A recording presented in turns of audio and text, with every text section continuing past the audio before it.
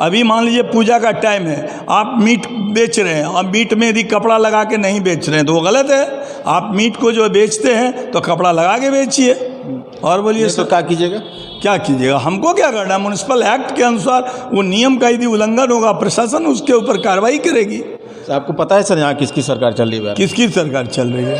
सरकार किसी की भी चले, सरकार संविधान से चलती है और संविधान को मानना किसी भी सरकार के लिए बने जरूरी है। सर कमल जायसवाल जी समाज सेवी के रूप में जाने जाते हैं।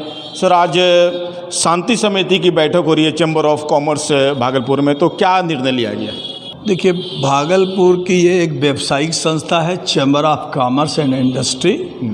उसके अध्यक्ष हैं भाई श्रवण बाजोरिया जी और महामंत्री हैं पुनीत जी, जिन्होंने कि दुर्गा पूजा महासमिति के तमाम पदाधिकारियों को आमंत्रित किया था कि 25 तारीख को विजयादशमी विसर्जन शोभा यात्रा हमारे शहर में निकलेगा, तो उसकी प्रतिमा का विसर्जन और मेला के संदर्भ में वो एक परिचर्चा कर रहे थे। और इसका मकसद है गेट टुगेदर, आपस में हम लोग एक दूसरे से मिलजुल रहे थे।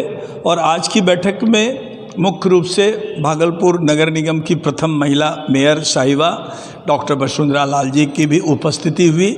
और आज जितने भी दुर्गा पूजा महासमिति के हमारे सक्रिय पदाधिकारी थे उनका यहाँ आगमन हुआ और एक परिचर्चा हुआ। बाज़ार की ओर से, चैम्बर ऑफ कॉमर्स की ओर से ये सवाल खड़ा किया गया कि बिजली की जो समस्या है उस पर महासमिति को ध्यान देने की ज़रूरत है। तो मैं चूँकि संरक्षक हूँ दुर्गा पूजा महासमिति का, तो मुझे अधिकृत किया गया बोलने के लिए। तो मैंने सिर्फ इतना जवाब दिया कि जिला प्रशासन से गुहार किया गया है और आज 3 साल पहले से ही कि हमारी बिजली की समस्या को दूर करने के लिए अंडरग्राउंड इलेक्ट्रिसिटी हो। और इसके लिए जिला पदाधिकारी हमारे जो सुब्रतो कुमार सेन जी हैं, एसडीओ धनंजय कुमार जी हैं, इन लोगों का काफ़ी प्रयास है कि कुछ काम हो। और अभी पहले फेज में हम लोग विसर्जन मार्ग से चाहते हैं कि ये अंडरग्राउंड बिजली हो, ताकि ये जो मूर्ति दूर की बात है, अभी तो मुश्किल है लग रहा है। नहीं, अभी नहीं, वो काम जारी है। ऐसा नहीं है कि काम चाली ने फंड आ गया है, बिजली के तार उसके अंडरग्राउंड लग रहे हैं। लेकिन सर इस बार विसर्जन में जो आप लोग जो बैठक में क्या तय किया है? क्या ये डीजे नहीं बजेगा? और हम लोगों ने तय नहीं किया, ये प्रशासन का। देखिए, ऐसे भी कोर्ट का आदेश है कि 10 बजे रात तक आप बाजा बजा सकते हैं, लाउड स्पीकर की माइकिंग नहीं होगी। और शांति समिति मानता कौन है सर? कहाँ? ये तो प्रशासन से भी पूछिएगा ना।